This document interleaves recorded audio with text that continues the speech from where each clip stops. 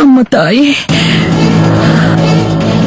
வந்திருக்கிற எல்லாருக்கும் ஏற்பட்ட இடையூறுக்கு நான் மன்னிப்பு கேட்டுக்கிறேன்.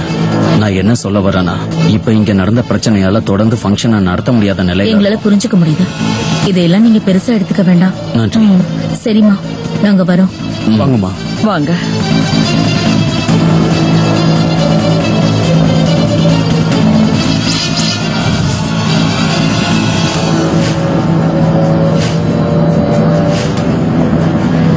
அம்மாடி சீமா, வீட்டுக்குள்ள வா. மம்மி பூனை, மம்மி பூனை. பாப்பா, நீ தைரியசாலில, பூனை ஓடி போச்சு, பயப்படாத. பாவ குழந்தை உண்மையிலேயே பயந்து போயிட்டா. அஞ்சலி, பயப்படாத, நாங்க எல்லாருமே இருக்கோம்ல. கையடையாளம், கருப்பு பூனை, ஆபத்தான அறிகுறி, இதெல்லாம் என்ன மோகினி? உன் அர்த்தம் இல்லாத பேச்சால அஞ்சலி எப்படி பயந்து போயிருக்கான்னு பாரு. இங்க பாரு, பூனை எப்ப வேணாலும் எங்கிருந்து வேணாலும் வரலாம். அதுக்காக எங்க வீட்டுல சூனியக்காரியோட நிழல் இருக்குன்னு அர்த்தம் இல்ல.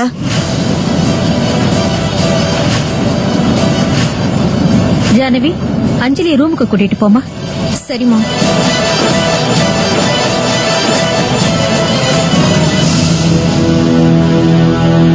அந்த கருப்பு கை அடையாளம் ரொம்ப ஸ்ட்ராங்கா இருக்கு. எப்படி அதை அழிக்க முடியும்? அது அழிய போறதில்ல. நீங்க எல்லாரும் எவ்வளவு வேணாலும் முயற்சி பண்ணி பாருங்க. வீட்டுக்கு வெளியில கருப்பு கையோட அடையாளத்தோட அர்த்தம் சூனியக்காரி அவளோட கெட்ட திருஷ்டிய உங்க குடும்பத்து மேல வச்சுட்டான். என்ன? அந்த அடையாளத்துக்கு இதுதான் அர்த்தம். உங்களுக்கு ஏதோ கெடுதல் நடக்க போகுது.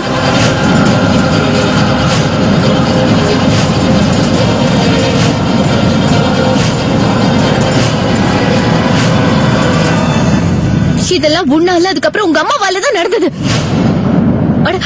உங்களை பின் தொடர்ந்துட்டு அந்த சூனியக்காரி எங்க வீட்டுக்கு வந்துட்டா. அத ஏற்கனவே சொல்லிருக்கேன், இவங்களுக்கு வீடு வாடகைக்கு கொடுக்க வேண்டிய அவசியமே கிடையாதுன்னு. ஆனா அது யாருமே கேட்கல. அப்புறம் எனக்கு ஒரு விஷயம் புரியவே மாட்டேங்குது. இவங்க யாருன்னு கூட நமக்கு தெரியாது.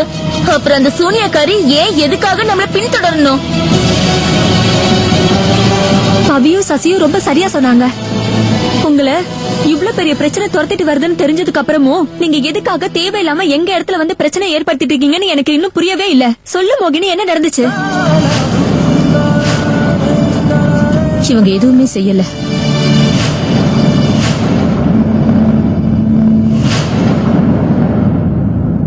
எனக்கு என்ன தோணுதுன்னா, அந்த சூனியக்காரி அங்கதான் இருந்திருக்கா. நாங்க சஞ்சுவை காப்பாத்த போன இடத்துலதான் இருந்திருக்கா. இவங்க என் குழந்தைய பலி கொடுக்கணும்னு நினைச்சிருக்காங்க. இவங்களை சும்மா விட மாட்டாங்க. அன்னைக்கு அந்த இடத்துல ரொம்ப விசித்திரமான ஒரு பூஜை நடந்துகிட்டு இருந்துச்சு. அப்படித்தானே பிரேம்? ஆமா பாட்டி, அங்க நடந்துட்டு இருந்த பூஜையை பார்க்கும்போது எப்படி இருந்ததுன்னா, யாரையோ பலி கொடுக்க ரெடி பண்ணி வச்சிருந்த மாதிரி இருந்தது. ஒருவேளை இப்படி கூட இருக்கலாம். அந்த பூஜைக்கு காரணமான அவ, அதாவது மோகினி சொல்லிட்டு இருக்க அந்த சூனியக்காரி, 2 பேரும் ஒரே ஆள் தான் எனக்கு தோணுது. ஆனா அக்கா, அங்க யாருமே இல்லன்னு நீங்க சொன்னீங்கல்ல. அப்புறம் அங்க இருந்த அந்த கிட்னாப்பர்ஸ் போலீஸ் தான் அரெஸ்ட் பண்ணி ஜெயிலுக்கு கூட்டிட்டு போயிட்டாங்கல்ல. ரோகிணி, ஒருவேளை அவ எங்க பார்வைக்கு படாம எங்கேயாவது ஒளிஞ்சுகிட்டு பாத்துருந்துருக்கலாம்ல. அப்பதானே எங்களால கவனிக்க முடியாது. சஞ்சனாவை நம்ம எங்க காப்பாத்தனமோ அந்த இடம் ஜெய்ப்பூர்ல தான் இருந்துச்சு. அப்புறம் அந்த கிட்னாப்பர்ஸும் இந்த தகவலை தான் கொடுத்தாங்க. அவங்க சஞ்சனாவை யாரோ ஒரு பொம்பளைக்கு தான் வித்தாங்கன்னு.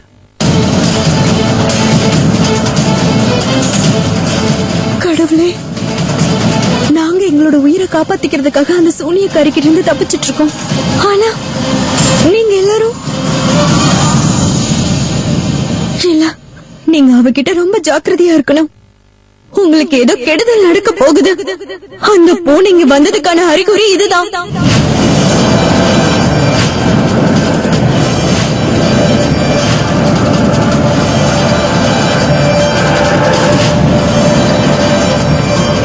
இது ரொம்ப சிக்கலான விஷயம். நாம எடுத்து வைக்கிற ஒவ்வொரு அடியும் ரொம்ப யோசிச்சு ரொம்ப எச்சரிக்கையோட தான் எடுத்து வைக்கணும். இந்த விஷயத்தோட மூல காரணம் நமக்கு கிடைக்கிற வரைக்கும் மோகினியும் ஆண்டியும் இங்கதான் இருந்தாகணும். ஏன்னா இவங்க 2 பேருக்கு மட்டும்தான் அந்த பொம்பளைய அடையாளம் தெரியும். சரி, நாளைக்கு இன்ஸ்பெக்டர் மீட் பண்ணி இந்த ப்ராப்ளம்க்கு ஒரு சொல்யூஷனை கண்டுபிடிக்கலாம். ரொம்ப நாளைக்கு அப்புறம் இப்போதான் சந்தோஷம் வந்தது. இந்த சந்தோஷம் நிலைக்கிறதுக்கு நான் போராடியே தீருவேன். வரப்போற சிக்கல் எவ்வளவு கஷ்டமானதா இருந்தாலும் சரி, அதை எதிர்த்து நான் ஜெயிப்பேன்.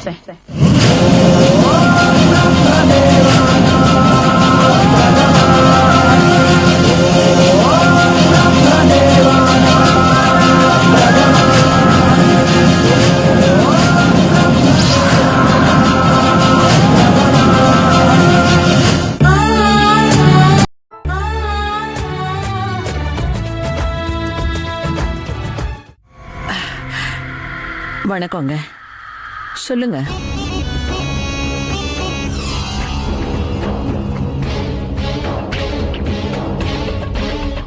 அநேகமா நான் தப்பான நேரத்துல வந்துட்டேன். உங்க வீட்ல இப்போ கொண்டாட்டத்துக்கான வேலைகள் நடக்குது போல இருக்கு.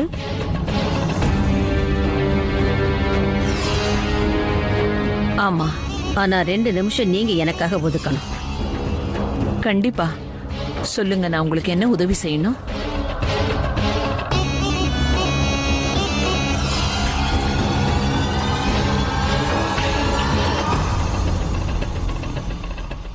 நீங்க இவங்க 2 பேரும் எங்கேயாவது பாத்திருக்கீங்களா?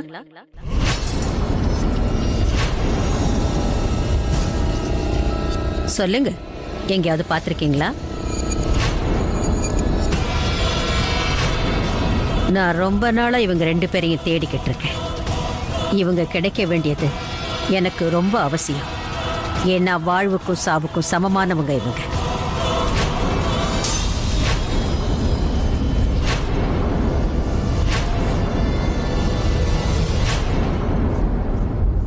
இந்த பொம்பளை யாருன்னே தெரியலையே. அத்தை கிட்ட அப்படி என்னதான் பேசுறாங்க?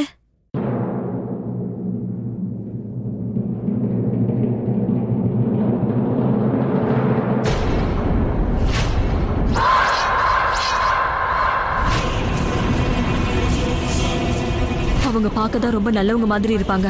ஆனா உண்மையிலே ஒரு சூனியக்காரி. அந்த சூனியக்காரி அவ சக்தியை ரெட்டி பார்க்கணும்னு நினைக்கிறா. அதனால எங்களை அவ பலி கொடுக்க பாக்குறா.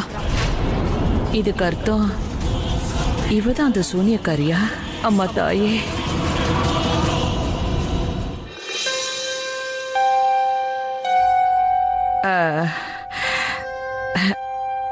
பாருங்க, எனக்கு சரியா தெரியல. பாருங்க, குடும்பத்துல இருக்கவங்க கிட்ட கேட்டு சொல்றேன். யாருக்கு தெரியும், யாராவது இவங்கள பாத்திருக்காங்களான்னு. நீங்க எங்கேயே இருங்க, நான் கேட்டு சொல்றேன்.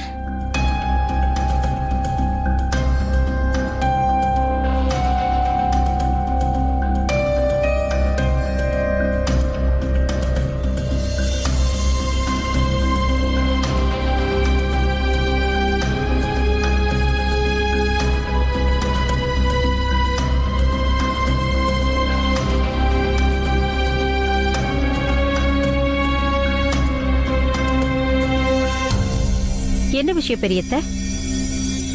நீங்க ஏன் டென்ஷனா இருக்கீங்க பெரிய பாட்டி? யார் அவங்க?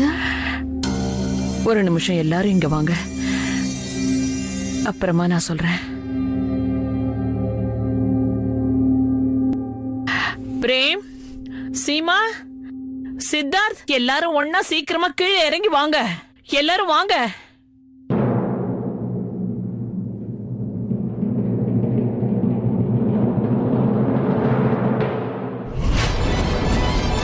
இப்ப பரத்வாஜ் வீட்ல என்ன நடந்துட்டு இருக்குன்னே தெரியலையே. எனக்கு ரொம்ப பயமா இருக்கு மோகினி. என்ன விஷயமா? நீங்க ஏன் ஒரு மாதிரி டென்ஷனா இருக்கீங்க? இப்ப நான் உங்ககிட்ட என்ன சொல்ல போறேனோ, நீங்க எல்லாரும் அதை கேட்ட உடனே உங்க எல்லார் முகத்திலயும் பயம், அத பத்தின கவலை துளி கூட தெரியக்கூடாது. நான் என்ன சொல்ல வரேன்னா, இந்த பொம்பளை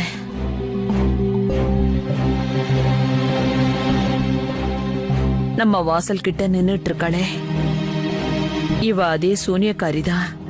இவளை பத்தி நம்ம கிட்ட சுனந்தா, மோகினி சொன்னதெல்லாம்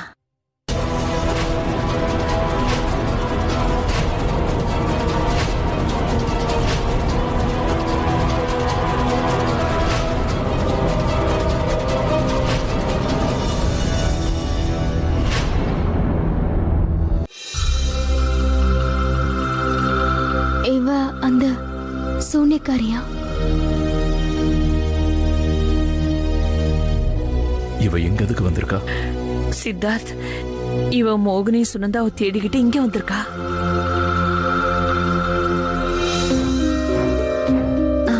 பெரிய பாட்டி, எனக்கு என்ன தோணுதுன்னா நம்ம இவளை இப்படியே பிடிச்சு போலீஸ் கிட்ட ஒப்படைச்சிடலாம். இல்ல உமா அண்ணி, இவங்களால ஆபத்து ஏற்படலாம். இவங்க மேல நமக்கு சந்தேகம் இருக்குன்னு அவங்களுக்கு தெரியவே கூடாது. ஒரு வேலை செய்யலாம். இப்ப ஏதாவது ஒரு சாக்கு சொல்லி இவங்களை இங்கேருந்து அனுப்பிச்சிடலாம். அப்புறம் நான் அவங்கள ஃபாலோ பண்றேன். வாய்ப்பு கிடைச்சதும் போலீஸை வச்சு அரெஸ்ட் பண்ண வைக்கிறேன். முதல்ல நம்ம ஒண்ணு தெரிஞ்சுக்கணும், இவங்களோட நோக்கம் என்னன்னு. அமர் சொல்றது சரியாதான் இருக்கு.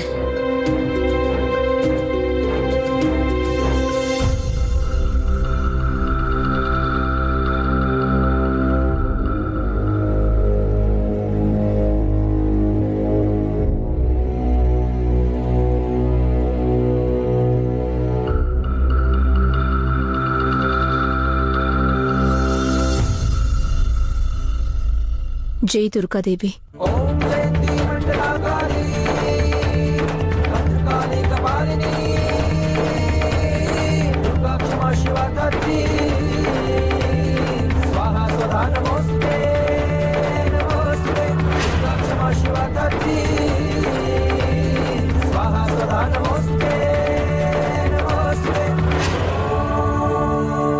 வணக்கம். எங்களை மன்னிச்சிடுங்க, நாங்க இவங்களை பார்த்ததே இல்ல. இவங்க இங்க இல்லவே இல்ல. கண்டிப்பா நீங்க யாருமே இவள பார்க்கவே இல்லையா? இல்ல, நானும் பார்க்கல. என் குடும்பத்தை சேர்ந்த மத்தவங்களும் இவங்களை பார்க்கல. சரி, நீங்க எதுக்காக இவங்களை தேடுறீங்க? அது ஒரு பெரிய கதை. அந்த கதையை சொல்ல எனக்கு நேரம் இல்லை.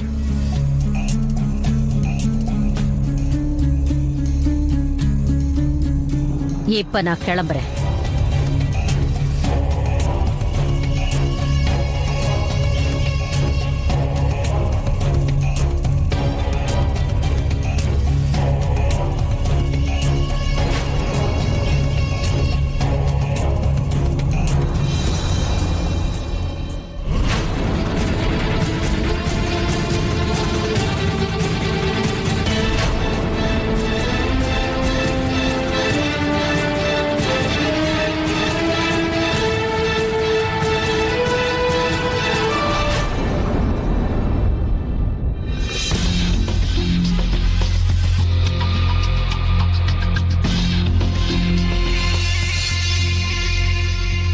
இங்க பாருங்கம்மா, நாங்க இங்க இருக்கிற காலனி ஃபுல்லா நல்லாவே தேடி பார்த்துட்டோம்.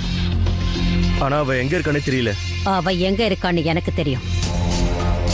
கண்டிப்பா அவ என்கிட்ட வந்து சேர்வா. அப்புறம் எதுக்காக தாமதிக்கணும் சாவித்திரி அம்மா? நீங்க சொன்னீங்கன்னா இப்பயே போய் தூக்கிட்டு வந்துடுறேன். நீ எதுவுமே செய்ய வேண்டியதில்லை.